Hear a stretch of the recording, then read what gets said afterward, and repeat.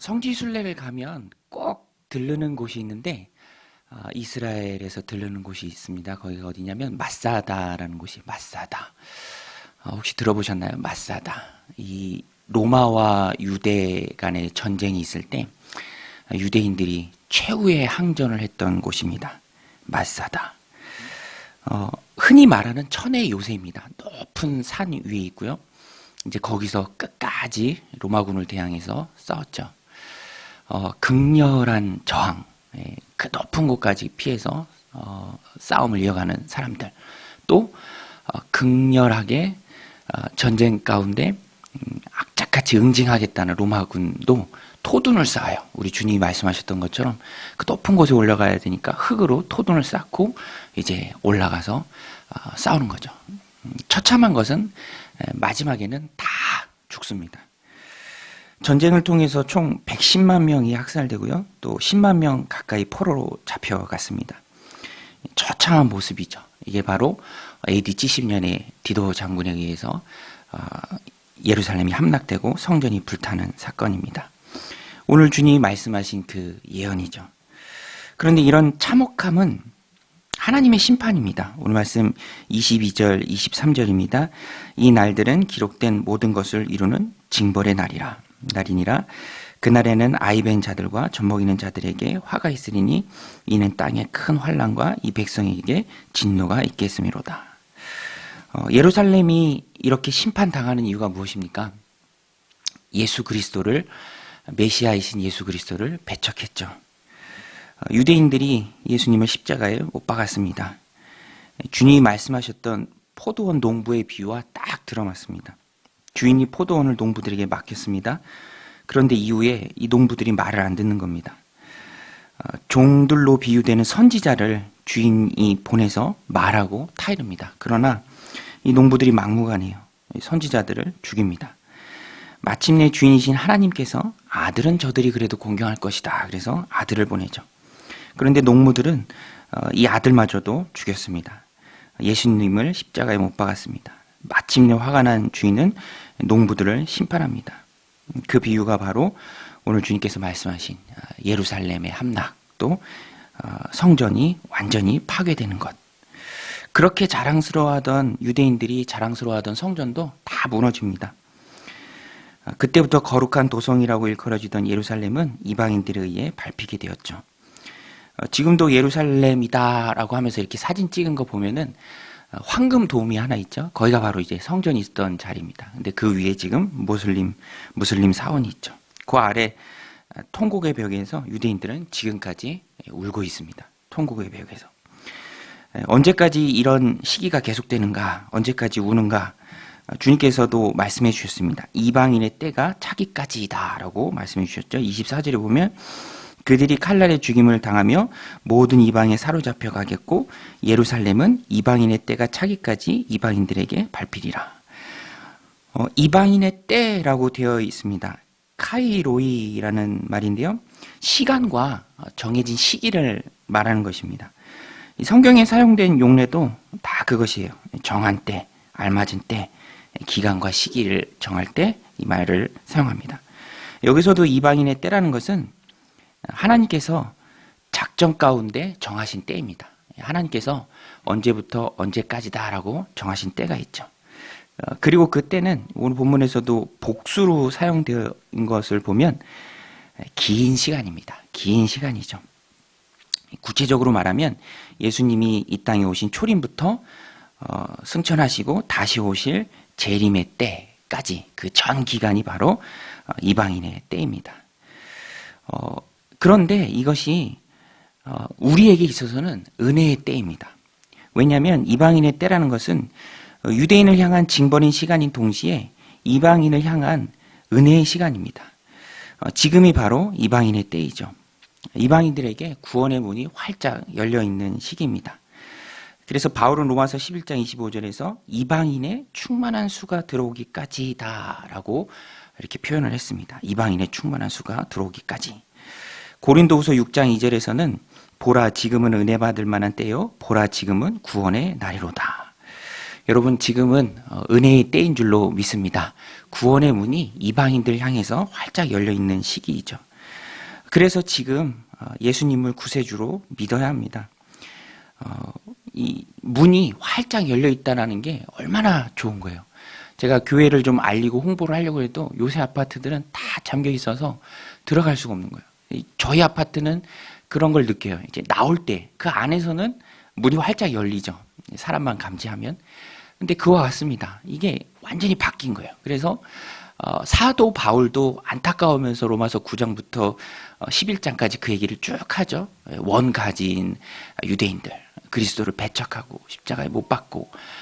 그래서 하나님의 계획과 작전과 섭리 가운데 이방인의 충만한 수가 들어오기까지 그 구원의 문이 완전히 바뀌어서 이방인들을 향해서 활짝 열려 있습니다. 그러니까 누구든지 주의 이름을 부르는 자는 구원을 받는 거죠. 혈통의 이스라엘이 진짜 이스라엘이 아니라 영적인 이스라엘이 된 것입니다. 우리는 구원의 방주에 올라탔습니다. 보라, 내가 문 밖에 서서 두드리니 누구든지 내 음성을 듣고 문을 열면 내가 그에게로 들어가 그로 더불어 먹고 그는 나로 더불어 먹으리라. 이제 우리가 문을 열고 예수님 받아들이면 우리도 하나님의 자녀가 되는 것입니다. 얼마나 감사한 일입니까? 전에는 언약의 백성이 아니었죠. 외인이었습니다. 약속의 바깥에 있던 자였습니다. 그런데 하나님께서 섭리 가운데 자녀로 선택을 해주신 것이죠. 그러니까 이런 모든 과정이 다 하나님의 섭리입니다. 오늘 내가 구원받은 것이 놀라운 하나님의 작정과 섭리인 줄로 믿으시길 바랍니다. 엊그제 친구랑 통화하는데 그 친구가 뭐 이렇게 어떤 지원을 하고 행정적인 일을 하는데 거기서 탈락이 됐어요. 그래서 되게 아쉬워하면서 푸념을 하면서 저한테 운이 안 좋았다 이렇게 얘기하더라고요. 운이 안 좋았다. 믿는 친구인데 2번씩이나 운이 안 좋았다 그래서 제가 그냥 못 참고 야, 운이 어딨냐, 다 하나님 섭리지, 하나님 더 좋은 곳으로 인도해 주실 거야 라고 이렇게 얘기했는데 웃으면서 맞다 이렇게 공감을 하더라고요. 다 하나님의 섭리죠. 하나님의 놀라운 섭리입니다. 무릎을 칠 수밖에 없는 하나님의 섭리예요. 이방인의 때라는 것이 얼마나 우리에게 큰 은혜고 또 감사한 일입니까? 오늘 날 구원하시고자 하는 그 하나님의 작정, 계획, 놀라운 하나님의 섭리가 있음을 우리가 믿고 날 구원하신 하나님께 감사하는 하루가 되시길 바랍니다. 25절부터 28절은 재림의 징조입니다. 주님께서 이렇게 예루살렘의 멸망과 마지막 때에 있을 일을 같이 말씀을 해주세요. 25절부터 28절은 예루살렘의 멸망의 때가 예표하는 그 마지막 때에 예수님이 오실 그때 있을 징조입니다. 왜냐하면 AD 70년 로마군에 의해서 예루살렘이 완전히 멸망되는 그 순간하고 마지막 때에 있을 징조하고 비슷해요. 그래서 예수님께서 이것을 묶어서 같이 말씀해 주십니다. 그때도 징조가 있는데 누가는 간략히 설명하고 넘어가는데 우주적인 것을 포함하는 천재지변을 말합니다. 25절입니다. 1월 성신에는 징조가 있겠고 땅에서는 민족들이 바다와 파도의 성난 소리로 인하여 혼란 중에 공고하리라. 1월 성신은 해, 달, 별들이죠. 그러니까 이 말씀은 재림의 시기에 일어날 일들을 문자 그대로 해석할 수도 있고요. 또 의미적으로 받아서 이해할 수도 있습니다. 문자적으로 본다면 정말로 인간의 힘으로 막을 수 없는 해, 달, 별들이 빛을 입고 떨어지는 딥 임팩트죠. 인간의 힘으로 어찌할 수 없습니다. 또 바다와 파도의 성난 소리, 이것도 그로 인한 바다의 그런 성난, 물결, 뭐 생각만 해도 오금이 저리는 그런 재앙이죠. 또 의미적으로 본다면 세상 권세들이 혼란스럽게 다 떨어져 나가는 것을 말합니다. 악한 마귀와 그의 추종 세력들이 주님의 심판 앞에서 다 멸망하고 추락하는 모습으로 볼 수 있습니다. 어떠한 해석이든지 중요한 것은 그 일을 겪는 사람들은 무서워서 26절 말씀처럼 기절한다는 것입니다. 기절하는 그 일이 있다는 것이죠. 주님 오실 그때 극심한 고통과 두려움이 엄습할 때 정신을 잃는 것처럼 그때 주님이 오십니다. 27절에 보면 그때 사람들이 인자가 구름을 타고 능력과 큰 영광으로 오는 것을 보리라. 이것은 다니엘서 7장 13절 14절 말씀과 맥락을 같이 하는 말씀입니다. 구름 타고 인자와 같은 이가 오신다. 여러분, 주님은 다시 오실 줄로 믿으시길 바랍니다. 초림하신 주님은 다시 오세요. 승천하신 예수님께서는 가심을 본 모습 그대로 오십니다. 각 사람의 눈이 주님이 오시는 것을 본다고 했어요. 또 구름 타고 오십니다. 그러니까 오늘 성경에 기록된 확실한 이 말씀 외에는 다른 어떤 것에도 우리가 마음을 빼앗길 일이 없죠. 주님은 가심을 본 모습 그대로 구름 타고 나팔 불 때 우리들 찬양하고 고백하는 것처럼 나팔 불 때 영광스럽게 구름 타고 다시 오십니다. 주님이 오시는 그날은 심판의 날입니다. 그런데 우리가 분명히 알아야 할 것은 주님을 믿지 않은 자들, 마치 예수님이 예언하셨던 것처럼 그리스도를 배척하고 메시아를 몰라보고 십자가에 못 박았던 유대인들이 철저하게 응징과 심판을 받았던 것처럼 은혜의 문이 열렸음에도 불구하고 주님을 믿지 않고 영접하지 않고 배척했던 그 사람들, 그 이방인들도 똑같이 심판을 받습니다. 심판의 날과 기쁨의 날이 동시에 있는 날입니다. 오늘 우리는 구원의 방주에 올라탄 우리는 예수 그리스도를 믿고 영접해서 하나님의 자녀가 된 우리는 그날이 기쁨의 날이죠. 상 받는 날입니다. 칭찬드는 날이고요. 주를 위해서 조금 수고하고 눈물을 흘리면서 인내했던 것에 대해서 주님의 인정과 칭찬을 듣는 정말 감격스러운 날입니다. 그래서 성도들은 항상 고백합니다. 마라나타, 주 예수여 어서 오시옵소서. 저도 주님 오시면 얼마나 좋을까 그런 생각들을 합니다. 너무너무 좋죠. 주님 오시면. 그래서 우리 성도가 이 땅을 살아갈 때 가져야 될 초점은 항상 주님 앞에 서는 그날, 주님 오시는 그날이 되어야 합니다. 세상은 영원한 곳이 아닙니다. 시작이 있으면 끝이 있죠. 창조가 있으면 재창조가 있습니다. 시작한 분은 하나님이시고요. 끝내는 분도 하나님이시고요. 그런데 그 끝은 심판이에요. 믿지 않는 자들에게는 철저한 응징의 날입니다. 마치 예루살렘이 심판을 당했던 날과 같다는 거예요. 내 인생의 종말이 먼저일지 아니면 내 당대에 주님 오실지 우리는 알 수 없습니다. 그러니까 준비를 하고 있어야 돼요. 내 인생의 종말을 준비해야 되고요. 또 어느 때고 나팔 불 때 구름 타고 오실 주님이 언제 오실지 모르기 때문에 준비해야 합니다. 그날이 도적같이 옵니다. 베드로 사도가 말한 것처럼 그날이 도적같이 오고요. 갑자기 하늘이 다 불타서 없어져 버립니다. 베드로후서 3장 10절 세 번역으로 보면 이렇게 되어 있습니다. 그러나 주님의 날은 도둑같이 올 것입니다. 그 날에 하늘은 요란한 소리를 내면서 사라지고 원소들은 불에 녹아버리고 땅과 그 안에 있는 모든 일은 드러날 것입니다. 여러분, 세상은 반드시 그 종말이 있는 줄로 믿으시길 바랍니다. 돌고 도는 게 아니에요. 시작이 있으면 반드시 끝이 있습니다. 그래서 우리의 시선은 그 끝에 가 있어야 돼요. 언제고 주님 부르실 때 주님 앞에 설 그때에 가 있어야 합니다. 그래서 이 종말을 믿고 주님의 재림을 믿는 우리의 삶은 너무나 선명해지고 자명해지죠. 천국을 준비하는 삶입니다. 이 땅이 영원한 삶이 아니니까 영원하지 않은 삶을 살아간다는 것은 영원한 삶을 준비하는 기간이죠. 제가 선교사님들이 선교지로 갈 때 그 모습을 보면 은혜가 되는 게 선교지에서 삶을 여기서 준비를 해요. 불필요한 것들 다 정리하고요.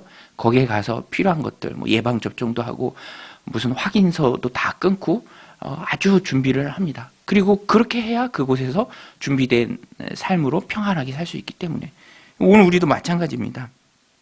우리가 이 땅을 살아가는 것은 영원하지 않다는 것은 자명한 거죠. 이 땅은 예비하고 영혼을 준비하는 삶입니다. 그렇지 않으면 그거는 좀 이상한 삶이에요. 준비한다고 하면서 준비는 안 하고 이 땅이 영원할 것처럼 살아가고 그러면 믿음과 진짜 삶에 큰 괴리가 있어서 그거는 이상한 삶입니다. 우리가 기억해야 될 것은 이 땅의 삶은 종말의 때를 준비하는 삶이라는 것입니다. 오늘 말씀을 우리가 분명히 봐야죠. 유대인들의 심판은 안 믿는 자들 향한 분명한 경고입니다. 구원받을 때 은혜의 문이 활짝 열렸을 때 예수님을 아직 안 믿는 사람이 있다면 믿어야 됩니다. 마음속에 예수님을 구세주로 영접해야죠. 또 이미 믿는 우리는 사명을 붙들고 달려가야 합니다. 최선을 다해서 이 땅을 살아가면서 우리가 예수님을 닮아야죠. 하루를 더 이 땅에 살더라도 그 하루가 내게 주어진 이유는 하루만큼이라도 더 예수님을 더 닮고 천국 사람과 같이 되어서 천국에 들어가라는 의미입니다. 그럴 때 천국의 삶이 더욱 기쁘고 즐거운 거죠. 오늘 우리가 찬양했던 것처럼 이 땅을 잘 준비하면서 천국에 갔을 때 그 천국에서 주님 주실 상급이 그와 같은 거죠. 더 천국을 잘 누리고 기쁨으로 살아가는 것. 오늘 말씀을 마음에 새기고 예수님을 잘 믿는 삶, 천국을 준비하는 삶으로 오늘 하루를 살아가시기를 주님의 이름으로 간절히 축원드립니다. 우리 같이 말씀 붙들고 기도할 때 하나님 마지막 때가 있음을 우리가 말씀을 통해서 깨닫게 하여 주옵소서. 그리고 그 마지막 때를 바라보면서 그 마지막 때를 준비하며 잘했다 착한 종아 충성된 종아라고 칭찬받을 그 날을 바라보면서 하루하루를 살아가는 우리가 되게 하여 주옵소서. 지금 은혜의 문이 활짝 열려 있는데 아직도 예수님을 거부하고 믿지 않는 많은 사람들이 있습니다. 그 사람들에게 또 다가가서 복음 전하고 또 나는 예수님 더 잘 믿는 그런 복된 하루의 삶을 살아가게 하여 주옵소서. 우리 같이 합심해서 기도하겠습니다. 하나님